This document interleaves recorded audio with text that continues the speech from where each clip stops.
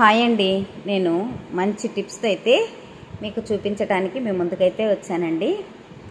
మన channel first time చూస్తున్నట్లయితే please subscribe చేయండి, పక్కనే ఉన్న బెల్ ఐకాన్ని ప్రెస్ చేయండి. నేను ఎప్పుడు వీడియోస్ చేసినా నోటిఫికేషన్ ద్వారా మీ ముందుకైతే వస్తుందండి. లైక్ చేయండి, షేర్ కూడా చేయండి. మరి ఇప్పుడు మనము ఫస్ట్ టిప్కి అయితే వెళ్ళిపోదాము.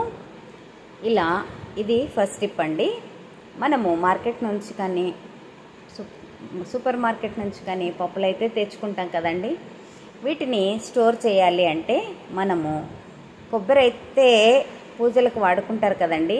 అలాంటి టెంకాయ చిప్పనైతే మనము పప్పుల్లో పెట్టేసుకున్నాం అనుకోండి, పురుగు పట్టే అవకాశం ఉండదు. చాలా ఫ్రెష్గా కూడా ఉంటుంది.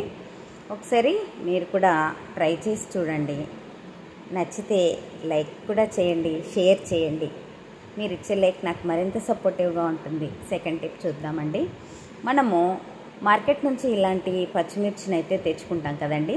ఇలా పచ్చిమిర్చి తెచ్చుకున్నప్పుడు మనము పచ్చిమిర్చి తొడిమలన్నీ తీసేసుకొని తడిపోయేంత వరకు ఆరబెట్టేసుకోవాలండి. ఇలా ఆరబెట్టుకున్న తర్వాత మనము ఒక బాక్స్ని అయితే తీసుకొని అందులో టిష్యూనైతే వేసుకున్నాక మనం అందులోకి పచ్చిమిర్చిలన్నీ కూడా పెట్టేసుకోవాలి. అలా పెట్టేసుకున్న తర్వాత దానిపైన కూడా మనము పేపర్ కానీ టిష్యూ కానీ ఏదైనా కూడా పెట్టేసుకోవచ్చండి. మనము ఇలా టిష్యూని అయితే పెట్టేసుకొని మూత పెట్టేసుకొని ఫ్రిడ్జ్లో అయితే స్టోర్ పెట్టేసుకున్నాం అనుకోండి, చాలా రోజుల వరకు కూడా చాలా ఫ్రెష్గా ఉంటాయండి. మనం ఎలా తెచ్చామో అలాగే ఉంటాయి.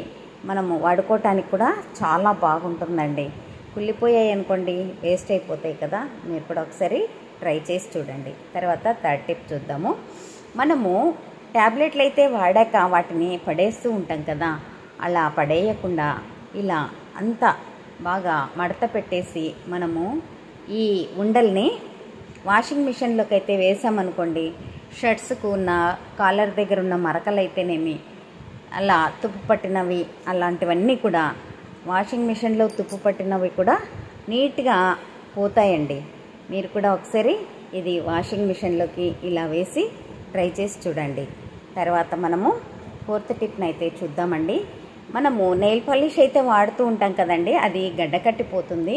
అలాంటప్పుడు మనము పనికిరాదని పడవేయకుండా ఇలాంటి స్ప్రే అయితే ఉంటుంది కదా, అలాంటి స్ప్రేని మనము 1-2 సార్లు బాటిల్లోకి స్ప్రే చేసి తర్వాత మూత అయితే పెట్టి బాగా షేక్ చేయాలండి. షేక్ చేసి వాడుకున్నామంటే చాలా బాగా యూజ్ అవుతుందండి.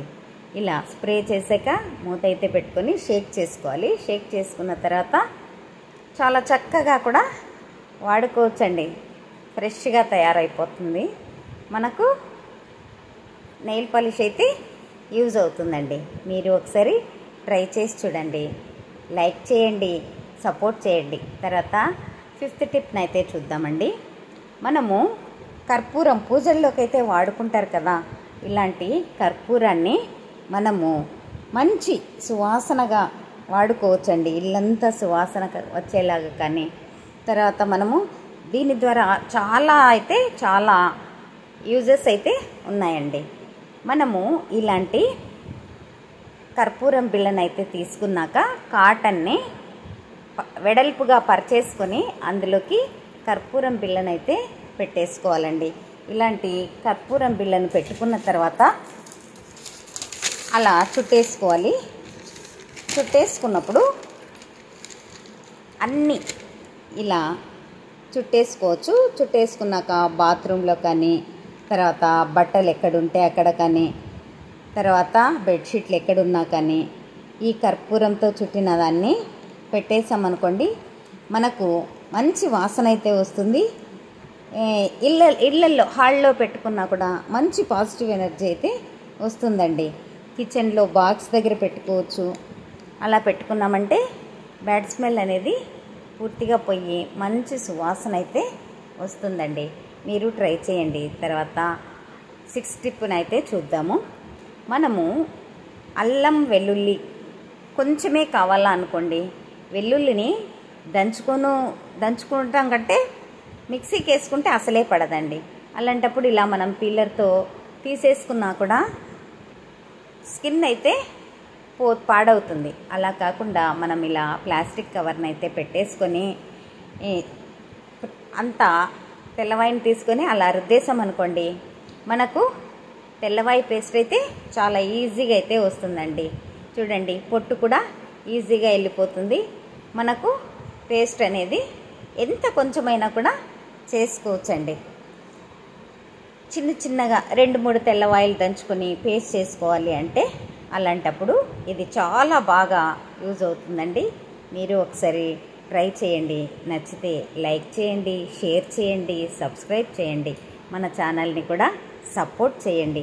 తర్వాత మనము ఇలా 7వ టిప్నైతే చూద్దాము. చింతపండు త్వరగా రసం రావాలి అంటే మనము ఇలా ఒక కప్పులో అయితే చింతపండునైతే వేసుకొని హాట్ వాటర్నైతే వేసేసుకున్నాం అనుకోండి, సెకండ్లలో చింతపండు అయితే మెత్తబడిపోతుంది. మనకు కావాల్సిన గుజ్జు అయితే మనము ప్రిపేర్ అయితే చేసుకోవచ్చు. చింతపండు రసాన్ని మనము చాలా ఈజీగా తీసేసుకోవచ్చండి. ఒకసారి మీరు కూడా ట్రై చేయండి. Thank you.